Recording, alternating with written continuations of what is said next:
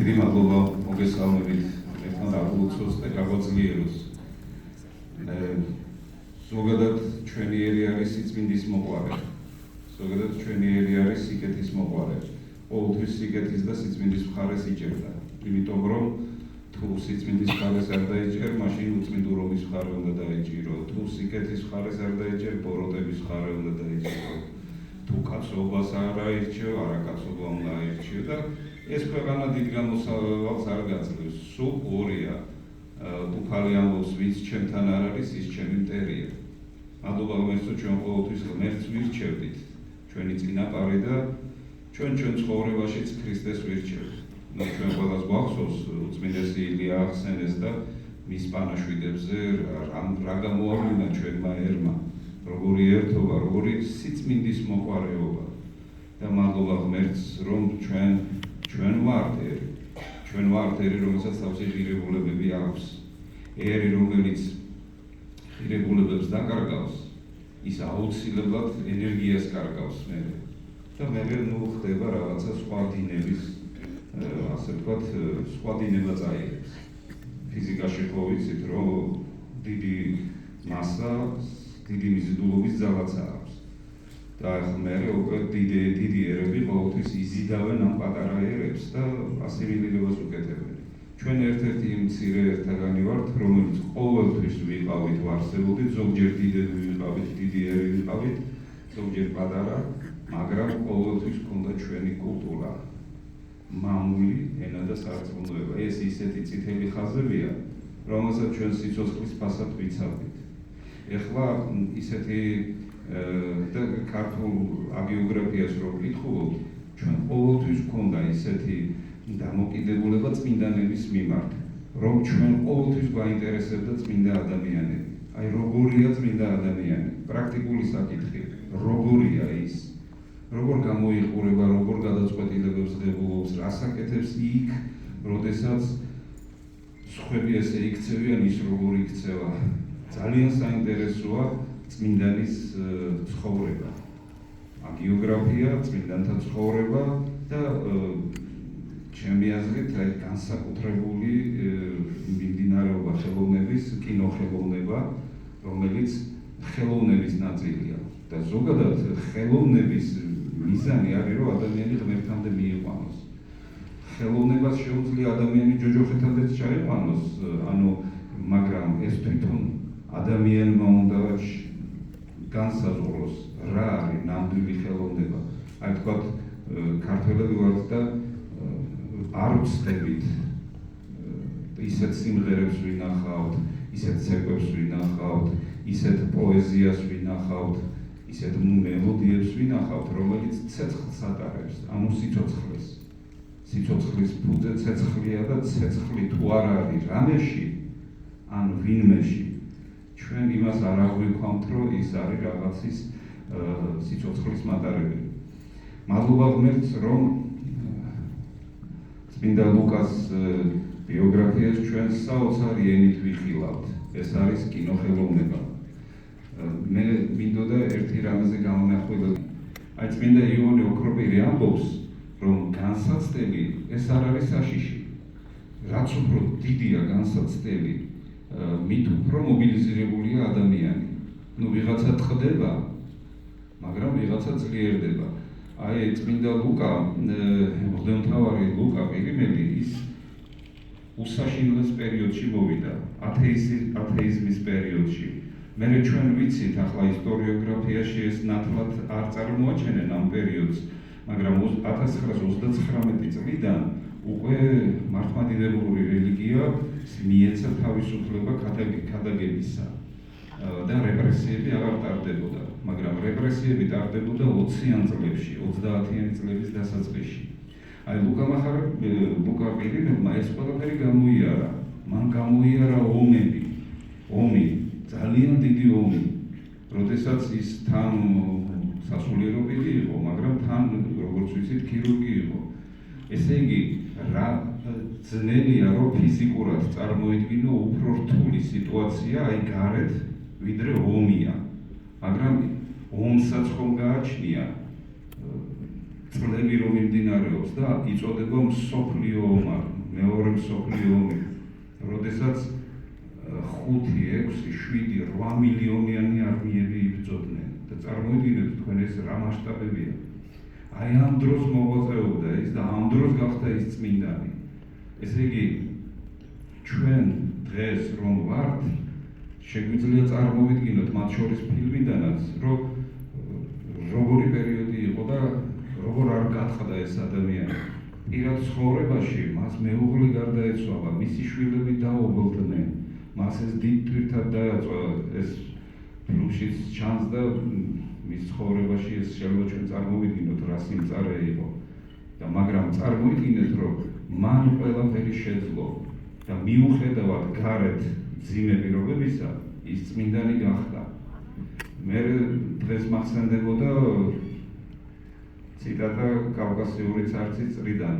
ომი დამთავრდაო, შვიდობის გეშინოდეთო ხალხო. იმიტომ რომ ეხლა ვითომ ომი რო არ არის, ეს უფრო საშიშია სულიერებისათვის. იმიტომ რომ შეიძლება მოდუნდეს ადამიანი. პრობლემები არ არის, დენი არის, წყალი არის, არც შია, არც ცივა არ და შეიძლება მოდუნდეს ადამიანი და საერთოდ მოეშვას სულიერად და ის არ გახდეს წმინდანი და ის არ გახდეს წმინდანი.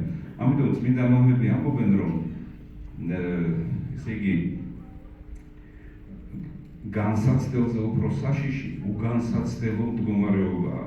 როდესაც ადამიანი შეიძლება მოდუნდეს, საშიშროება არ არის და მეც მოვდუნდი. აი ლუკა ყირიმელმა საოცარი პერიოდი გაიარა და გაიმარჯვა. ჩვენც ეხლა მე ვცოცხლობ. მე ეხლა ვარ 58-ის, ვიყავი შარშან 57-ის, ოდესღაც ვიყავი 20 წლის და ასე შემდგომ. ოდესღაც თუ კიდე გაგრძელდა ჩემი ამ ქვეყანაზე ცხოვრება, შეიძლება ვიყოს 60 წლის, 70 წლის. მე ყოველდღე მექნება გამოცდა. მე დღეს და მე ხვალ განსაცდელი სინაშე ვდგავარ, იმიტომ რომ ცხოვრება გინდათ თუ არ გინდათ, არჩევანის გაკეთებას გთხოვთ, არჩევანის გაკეთებას. ვინ ხარ? საიდან მოდიხარ? საით მიდიხარ?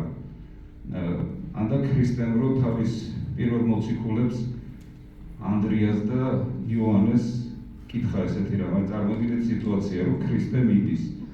მარტო მიდის ქრისტე. ჯერ არავინ არ იცის ის ვინა, მარტო იოანე ნათლისმცემელმა იცის. და იოანე ნათლისმცემელი თავის მოწაფეებს ეუბნება, აჰა, ტარიგი ღვთისა, ანუ ის, ვინც უნდა განხორციელებულიყო. ანდრია და იოანე მიყვებიან უფალს. ვერც უახლოვდებიან, როგორია ხა ღმერთი მიდის და გააჩერე და გაეცნო. ვერც უახლოვდებიან, ვერც შორდებიან. და მიდიან, წარმოიდგინეთ სიტუაცია. ამ დროს ქრისტე ტრიალდება და კითხვას უსვამს. უძლიერეს კითხვას. რას ეძებთ? რას ეძებთ? გასაგებია რომ ღმერთს მისდევ, მაგრამ რას ეძებთ? ეს ისეთი კითხვაა, ამ კითხვას ღმერთი ჩვენს გვისვამს. აი მეც მისვამს, შენც გისვამს. ვართ ქრისტიანები და მივსდევთ ღმერთს, გასაგებია, მაგრამ რას ვეძებთ? და ღმერთმა შეგვაძლევინოს, რომ ჩვენ გავხდეთ წმინდანები. მე ერთ-ერთი აღსარების დროს ესეთი საუბარი მქონდა მრევლთან. ხედავდი, რომ რას ეძებს, ამაში არ არის გარკვეული. და ვეკითხები ესეთ რამეს. შენი მიზანი ცხოვრებაში რა არის? მეთქი, აი ამ ქვეყანაზე ვცხოვრობთ რამდენიმე წელიწადი. რა არის ჩვენი მიზანი, შენი მიზანი ამ ქვეყანაზე მეთქი? ჩამოთვალა ერთი მეორე მესამე. დღეს ყველაზე დიდი მიზნები ჩვენი არის ჯანმრთელობა, მატერიალური კეთილდღეობა და ესე იგი კარიერული წინსვლა. ეს სამი და სულიერება მე-7 ადგილზეა. ეს კვირის პალიტრის ერთ-ერთ გამოკითხვაში ესე იყო 2014 წელს და ახლაც არ იქნება დიდად შორს. და აი წარმოგიდგენთ და მე მეუბნები, შენი მიზანი უნდა იყოს, რომ შენ გახდე წმინდანი მეთქი.